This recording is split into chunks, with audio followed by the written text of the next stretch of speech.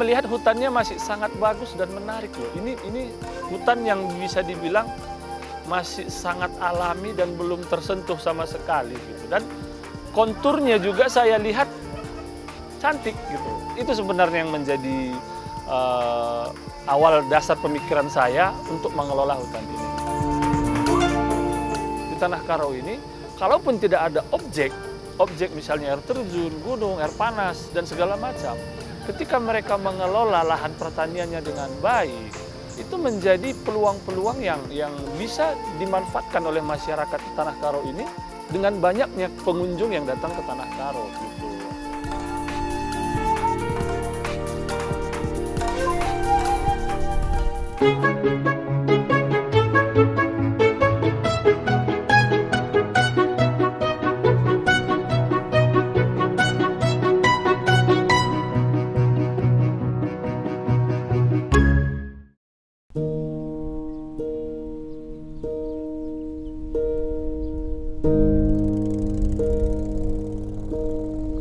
Kabupaten Karo memiliki pesona alam yang tiada habisnya.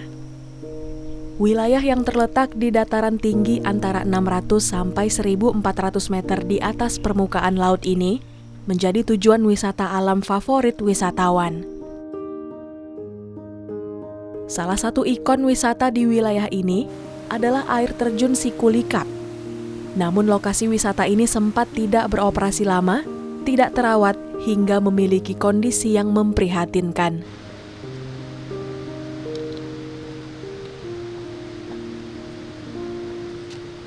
Ini sejarahnya sedikit, walaupun saya nggak berani bilang ini akurasinya tinggi ya, karena kan ini cerita-cerita dari orang tua kita gitu.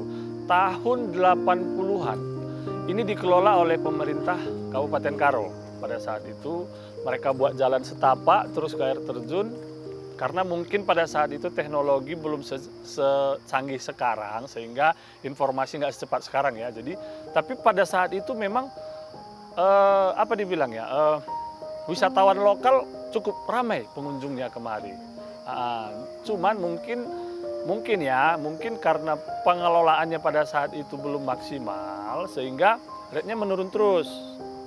Kalau tidak salah sih sekitar tahun 82 sampai 85 itu kalau nggak salah menurut informasi yang saya dengar. Jadi mulai dari tahun 85-an ke atas sudah mulai turun karena mungkin memang pengelolaannya mungkin ya tidak maksimal, sehingga pengunjung semakin berkurang, dan setelah itu tempat ini memang udah tutup sama sekali. Nah, pada saat itu sehingga saya tidak tahu itu persisnya tahun berapa mulai tidak ada pengunjung, tapi ketika saya survei di tahun 2018, kondisi hutan Sikulikap dan air terjun ini sangat memprihatinkan. Saat itu kami dan teman-teman mendapati banyak sampah di sini. Jalannya longsor, aksesnya sudah tidak ada lah, tidak memungkinkan untuk orang berwisata pada saat itu gitu. Iya, ke air terjun. Sehingga tahun 2019 awal kita mulai benahi, sampai sekarang kita terus berbenah.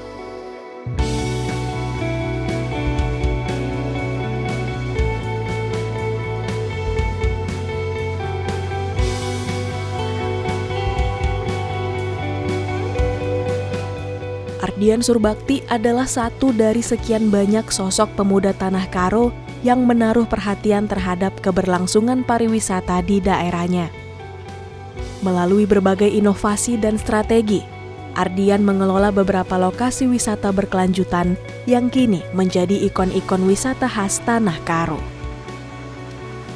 Di wisata air terjun Sikulikap misalnya, Ardian dan rekan-rekannya membersihkan sampah, membuka jalan, merencanakan struktur wisata tidak merusak hutan untuk membangunkan wisata air terjun Sikulikap dari tidur panjangnya. Seperti yang kita lihat sendiri sekarang ya, ini kita sudah bangun fasilitas untuk menambah daya tarik wisata hutan Sikulikap, tapi kita tidak mengganggu sama sekali hutannya. Ini yang penting gitu.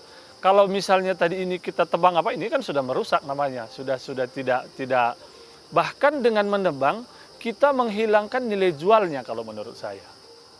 Nah, kita hanya perlu menata supaya ini tetap asri, namun layak untuk dikunjungi gitu. Kan hanya membangun jalan misalnya jalan setapak yang tidak mengganggu, kita bisa membangun areal-areal jalannya tidak mengganggu pohon di sela-sela pohon. Justru itu yang menjadi daya tarik menurut saya gitu. Jadi nanti jangan pernah misalnya kita nih ada misalnya teman-teman yang lain mau mengelola hutan, wah ini saya tebang, wah itu jangan. Justru dengan menebang kita akan menghilangkan daya tarik wisata itu sendiri. Itu yang saya maksud gitu. Sehingga ini memang harus kita lestarikan. Yang kita jual ini bahwasanya ya lestarinya hutan ini yang kita jual. Gitu. Karena kan orang sudah bosan dengan hiruk pikuk kota ya. Ketika masuk ke hutan apalagi yang masih asri seperti ini, mereka punya rasa kepuasan tersendirilah menurut saya.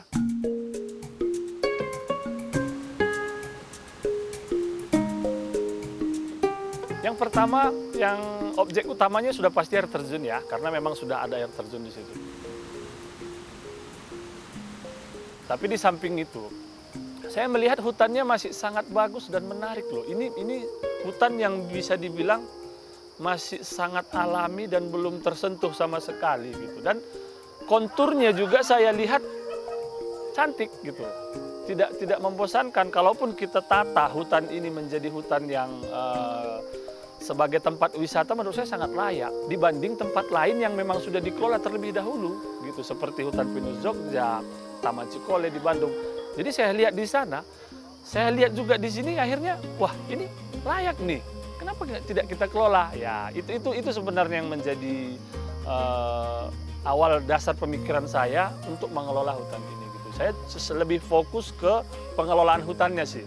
Kalau air terjun ya kita biarkan itu alami, biarlah dinikmati secara alami oleh pengunjung. Tapi hutan akan kita tata lebih baik ke depannya.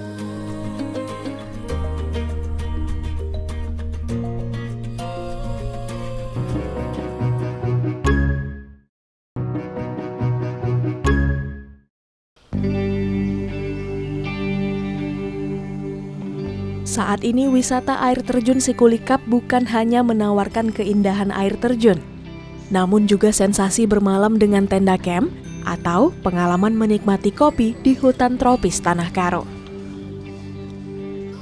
Fasilitas yang kita siapkan sih sebenarnya belum begitu banyak sampai saat sekarang ya. Tapi kalau teman-teman mau bercamping, kita udah sediakan beberapa lokasi untuk bercamping gitu.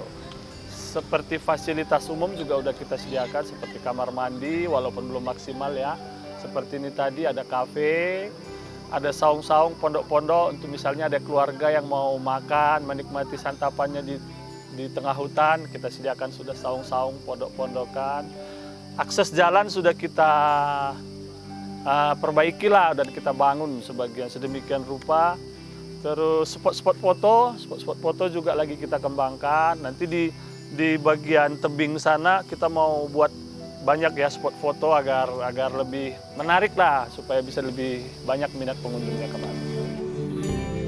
Jadi untuk biaya yang kita buat ke dalam ini Bang, memang kita buat masih sekalian promo dan tarafnya pun masih murah meriah kita taruh. Untuk per orangnya kita kutip 5.000 apabila tidak membawa kendaraan. Tapi kalau misalnya dia membawa kendaraan untuk motor kita kenakan biaya 20.000, untuk mobil 60.000. Nah, itu aja sih. Nah, udah semua fasilitas termasuk toiletnya juga nggak ada lagi bayar-bayar di dalam. Nah, sebenarnya kalau kami berbicara dengan Bang Dian, sebenarnya kami juga nggak nyangka secepat ini orang mengenal Sikulikap gitu. Kenapa? Karena ini masih kami anggap ini tahap pembenahan kan. Tahap pembenahan karena masih 30% Bang gitu. Jadi tapi antusiasme masyarakat udah kami lihat udah agak lumayan kan ke Sikulikap. Sampai saya jalan ke Medan pun udah kenal semua rata-rata Sikulikap. Mungkin dibantu sama teman-teman media juga kan Bang. Jadi ya harapannya ya Sikulikap bisa bertahan ke depannya dan ke depannya ya mungkin Sikulikap kita yakin pasti lebih baik lagi dari zaman sekarang.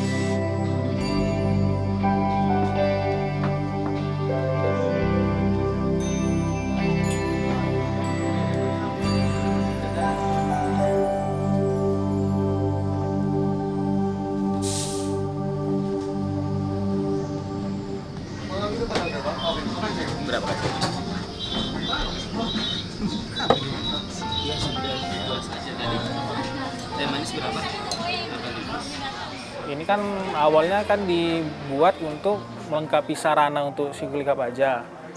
Ada orang datang ke bawah, naiknya kan lumayan capek, jadi untuk istirahat. Ya kita sediainlah sarana untuk istirahat, sekalian minum-minum teh biasa awalnya, sama kopi seadanya. Ini nggak bisa dipungkirin Bang, satu-satunya ciri khasnya itu yang ngopi di hutan. Karena kita didukung sama alam ya, ini nggak bisa di-create di mana gitu, karena Tuhan yang create kan alamnya gitu. Jadi emang unggulan kita suasana ngopinya di hutan gitu. Kalau kopi kan di mana-mana sekarang udah ada.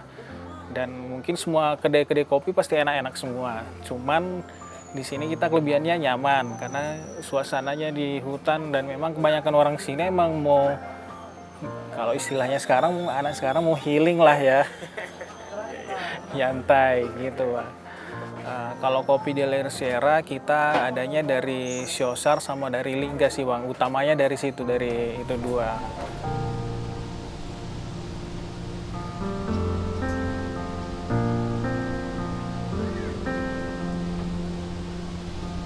Kopi ini salah satu tujuan kita mengangkat kopi dari Tanah Karo ya. Gitu. Jadi kita memang mengambil kopi ini, kopi Tanah Karo, dan ini kita roasting oleh tim kita juga. Jadi tim kita juga punya ada kita roastingan kopi. Jadi kopi dari Tanah Karo ini kita kumpulkan, kita roasting dan kita jual di sini gitu. Jadi nah itu salah satunya kita buat hashtag ngopi di hutan gitu. Karena kan itu belum ada. Biasanya kan orang ngopi kan di kafe, di mall, di segala macam. Tapi ini nih yang mau kita kasih tahu nih ke pengunjung sama teman-teman yang lain, bahwa ngopi di hutan ini ternyata lebih nikmat gitu. Karena kita lebih kita bergabung dengan alam dan menikmati kopi kita sendiri dari Tanah Karo gitu.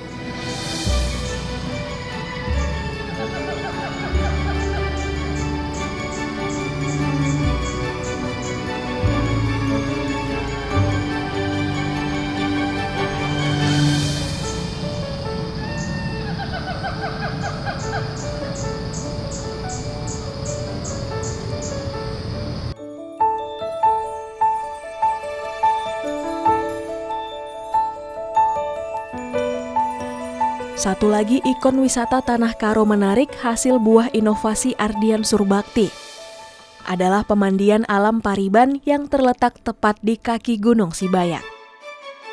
Pemandian ini menjadi favorit pengunjung karena berkonsep kekinian dan agrowisata terintegrasi. Di istilah orang Batak, Toba dan Batak Karo ini, Pariban ini sebenarnya sudah familiar. Tetapi dasarnya sekali sebenarnya ada istilah di orang Karo itu Siparibanen, ada istilah. Siparibanen ini istilahnya sepengambilan. Dari bahasa itu yang kita ambil. Jadi kita singkat namanya Pariban.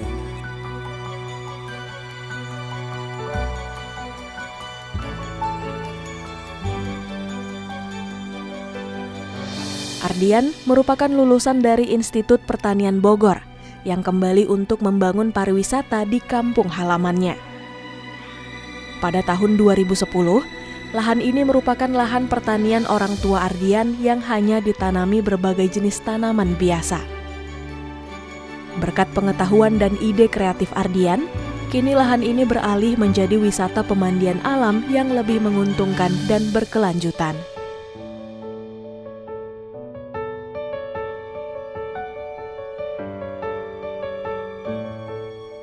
Pada awalnya sebenarnya Pariban ini kan kita buka pemandian air panas sebenarnya. Namun dengan begitu maraknya usaha yang sama seperti usaha di pemandian air panas ini, namun kami pihak pengelola terus berinovasi, terus menyajikan sesuatu hal yang berbeda dibanding yang lain. Dan kita sering juga mengadopsi dari luar, apa yang kita amati dari luar, apa yang sedang tren di luar, kita bawa kemari dan kita modifikasi, kita sesuaikan dengan kultur kita yang ada di sini. semakin banyak minat yang datang, wisatawan yang datang, karena menurut mereka dari dia berwisata agro, tapi bisa mandi air panas juga. Sehingga dari tahun ke tahun itu bertambah terus. Yang kami suguhkan akhirnya sudah lebih banyak ke pemandian air panasnya, spot-spot fotonya, taman-tamannya, kita buat kolam-kolam ikan, kita buat rumah-rumah unik begitu. Nah, jadi itu yang kita suguhkan akhirnya ke depannya gitu. Sehingga memang untuk saat sekarang ini kita belum memiliki lahan untuk agrowisata kita giatkan kembali. Tapi mungkin tahun ke depannya juga kita akan menambah fasilitas tersebut gitu.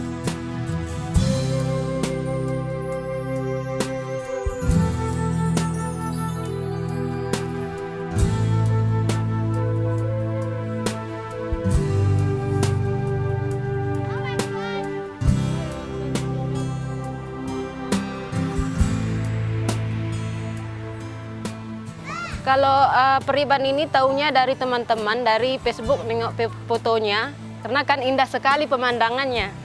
Indah. Iya, karena nggak pernah kemari, jadi kan pulang dari Medan, mampir kemari untuk nengok pemandangan dari Periban ini. Karena banyak seperti apa kan air panas, pemandian, terus ada gunung, jadi kan pengen ada taman-tamannya juga kan indah sekali, makanya. Udaranya sejuk, baru kan kayak mana ya, jadi kan pemandangannya pun indah, rumah adatnya. Di Aceh Singkil nggak ada seperti ini. Kami kalau Aceh Singkil itu cuma lautnya yang lebar, banyak laut, jadi kan sini nggak ada. Itu makanya kami sekalian pulang dari Medan singgah kemari. Yang pertama foto-foto. Itu yang pertama. Terus kan nengok rumahnya indah. Kalau ditingkatkan dari Periban ini seperti rumah makan. Karena kan pengunjungnya itu kan kalau udah kan lapar, jadi kan kayak mana rumah makannya kan belum ada gitu. Belum makannya masih dikit.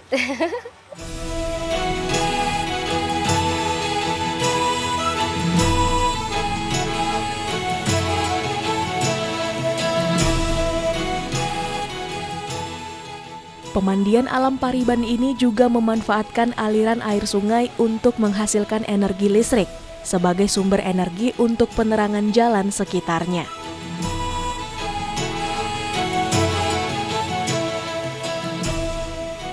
Tahun 1995, pada saat itu saya masih SD kelas 5 atau kelas 6 begitu. Kampung ini belum masuk listrik, belum masuk PLN belum masuk ke kampung ini. Jadi pada saat itu almarhum Bapak berpikir di lahan dia itu ada aliran air. Mungkin dia melihat pada saat itu ada pembangkit listrik tenaga air mikrohidro di Laukawar. Di Laukawar ada pihak pemerintah membangun itu pada saat itu. Dia sering melihat ke sana bagaimana sistem pembuatan itu sebenarnya. Dia belajar otodidak lah. Dia baca buku tentang mikrohidro. Dia lihat juga langsung praktek ke sana. Dia buat di sini. Secara manual dia buat di sini. Itu tahun 1995 itu. Dia buat sangat dasar sekali. Dia buat pakai velg mobil bekas. Dilas dia biar agar berbentuk kincir seperti itu. Pipa-pipanya juga dibuat dari bambu, sangat sederhana sekali. Namun pada saat itu, dia bisa mengeluarkan arus sampai 150 watt kalau tidak salah pada saat itu. Sehingga untuk 150 watt keluaran dari mikrohidro yang dia buat, bisa memenuhi kebutuhan listrik satu rumah tangga lah istilahnya.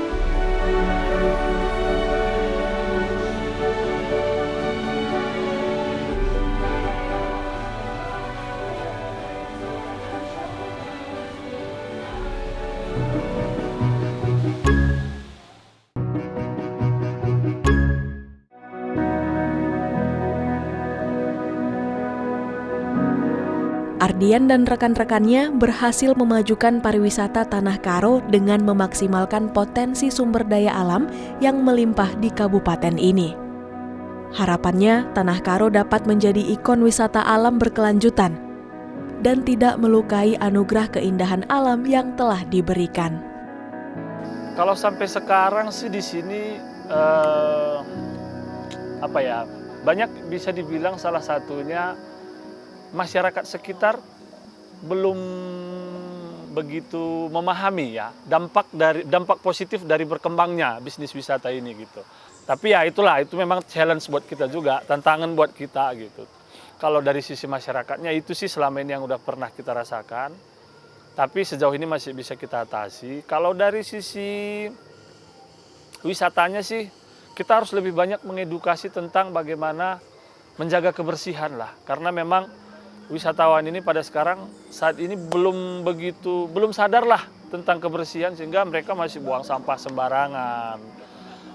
Termasuk pedagang-pedagang di sekitar kita ya. Terus ya yang penting menurut saya satu lagi bahwasannya penting nih gitu. Kalau Dinas Pariwisata ini mengedukasi masyarakat yang punya lahan dan memang potensi untuk dikembangkan sebagai tempat wisata. Karena menurut saya di Tanah Karo ini kalaupun tidak ada objek misalnya air terjun, gunung, air panas dan segala macam, ketika mereka mengelola lahan pertaniannya dengan baik, itu menjadi peluang-peluang yang bisa dimanfaatkan oleh masyarakat Tanah Karo ini dengan banyaknya pengunjung yang datang ke Tanah Karo.